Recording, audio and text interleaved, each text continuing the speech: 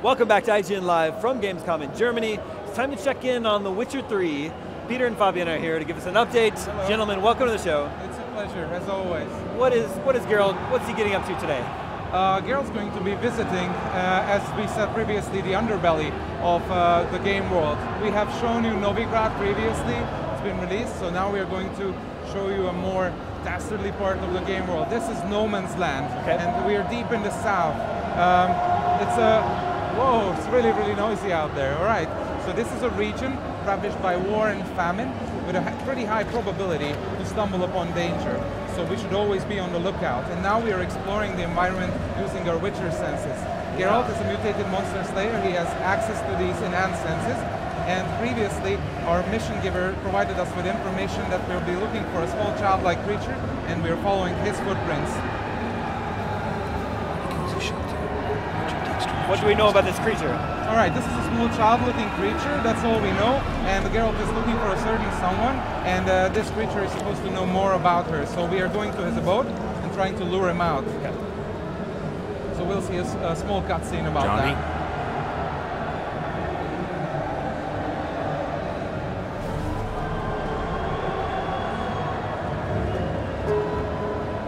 Don't be afraid.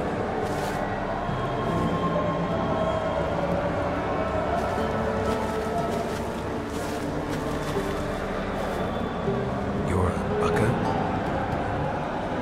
Ah, a godling. Not many of you left. I'm looking for a woman with ashen hair. Seen her? Tell me everything from the start. Where did you see her? What was she doing? It's important to me. Why not?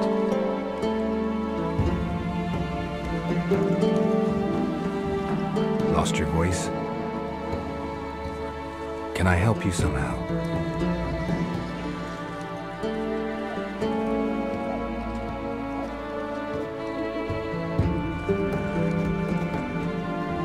Want me to follow you? No choice, I guess.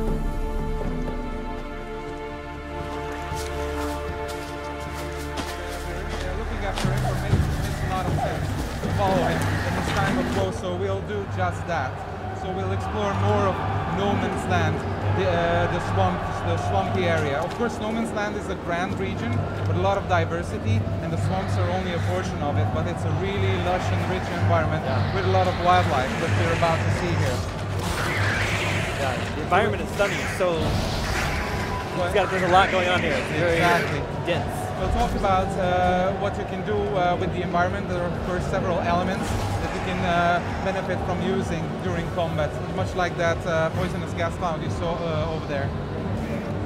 All right.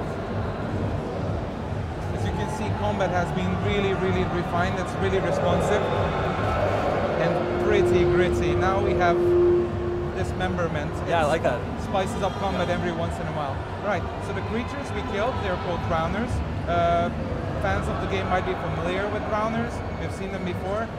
They are creatures, resurrected bodies that come back from the dead, and they pester and try to murder everyone traversing their territory. So we should always be on the lookout for these creatures whenever we are traveling in the dark and murky places of No Man's Land. We'll see another cutscene about the story evolving.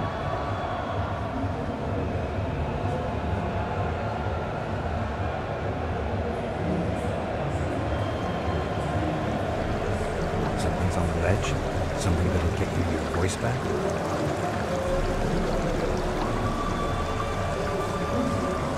Guess I gotta make this climb. Alright, so Johnny apparently wants us to scale the mountain, so this time we'll be looking for spots that we can climb. And we like to emphasize that all key locations in the world can be accessed from many paths and many, many angles. And it's really worth it to explore because all these nooks and crannies yield a lot of cool stuff like free loot, of course. Everybody's looking out for that. You can acquire new quests. You can meet new characters. It's really fun stuff to do, of course. And the game region is really, really huge. There's a lot of places to discover. So we're getting closer to the mountaintop, and we can see that it's riddled by harpies. so we should put our crossbow at the ready. It's the latest addition to Geralt's arsenal, because we of course have a lot of distance to cover, and we want to cover it sometimes with a lot of offensive power, so crossbow comes in handy. Sure. So now we will find these harpies. This will use a lot of magic. We call them Witcher signs. And there are 5 types of them available to us. And you can use two variations of each. You will see that we have a fire spray at our disposal, a powerful air blast, a lot of cool things with different characteristics. Alright, so we killed the harpies. They are much like crows, but only slightly bigger and slightly more annoying. They like to take shiny objects from their prey. So it's really worth it to check out their nest. We'll probably find what we came for. And yeah, we can take a minute to appreciate the view. The game world is pretty huge. That tree over there is pretty far. It's like 30 to 40 meters tall, like a 10-story building. And Novigrad, the city we mentioned earlier, is 14 times further away to the distance. So it's incredibly big. And now we're going to get back to Johnny. We got what we came for, and as you can see, we're taking a different path, because we really like to emphasize there is absolutely no linearity between quest points. You can always disengage and do other things, partake in activities that the open world offers. So let's give him what we came for. Here.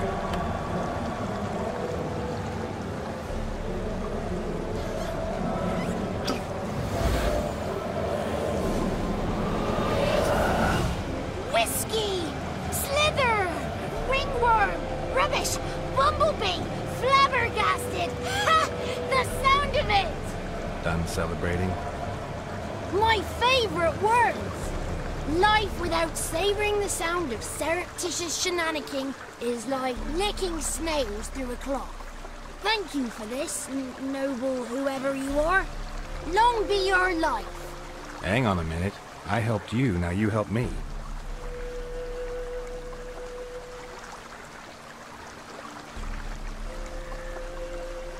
I'm looking for a young, ashen-haired woman. See anyone like that? Did I ever? Remember it as if it were yesterday. Soon as I woke, I went to empty my bowels. My favourite part of the day. Defecating to the sunrise. Downright glorious. Suddenly, heard a bang. So loud it couldn't have been me. And that lass appeared. Out of nowhere. Young, ashen-haired. Just like you said. Wounded and panting to boot. She raced off towards the children's hut. Quick as if the crones were after her. I yelled some unpleasantries. She disturbed my morn. Sadly, I'd lost my voice, so I don't think she heard me. Maybe whoever lives in those huts will know something.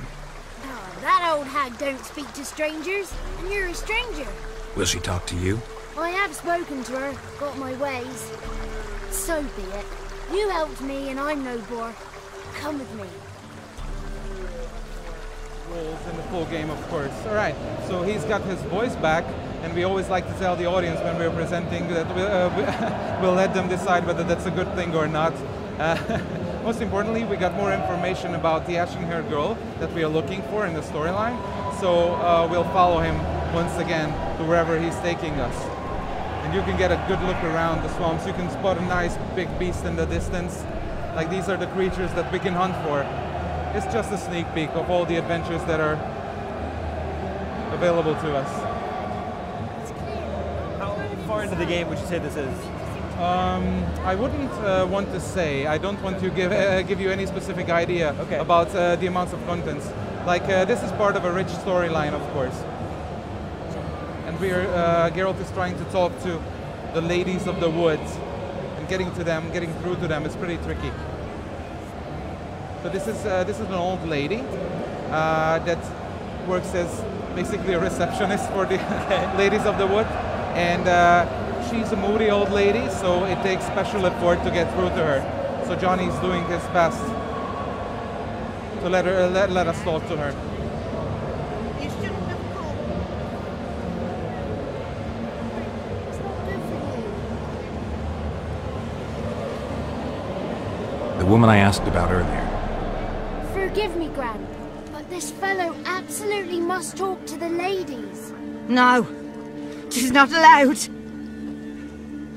Please, it's important. The fellow will be quiet. Gran, please hear me out. I found little Yagna when she got lost, did I not? Did I break Jenny's fever too? I did. I ask anything in return? No. Didn't even fuss about my stolen voice. Well, now I want something. Gran, help this fellow. Because otherwise he'll pester me day and night, even during potty time. His lass is missing. Perhaps the ladies can help find her, eh? Well, since you put it that way, Johnny, I'll help him. Come with me. Gained access to the ladies of the wood and we get a chance to talk to them. They are a very, very powerful presence here in this environment. They basically rule over the nearby communities. So it's going to be really cool and interesting when we get to know what kind of people they are. Actually, this is their hut. I really dig this place. I think guys building it did a really good job establishing a good mood. And I absolutely love that painting in the back. Who are the ladies of the wood? Sorry? Who are the ladies of the wood? They are the ladies of the wood. But there's a lot more to come than that. So right now, the old lady is kind of channeling the ladies of the wood, at least what they represent right now. And she's going to call her, summon them so they can talk to Geralt. So Geralt can ask them questions. They're like witches in the swamps.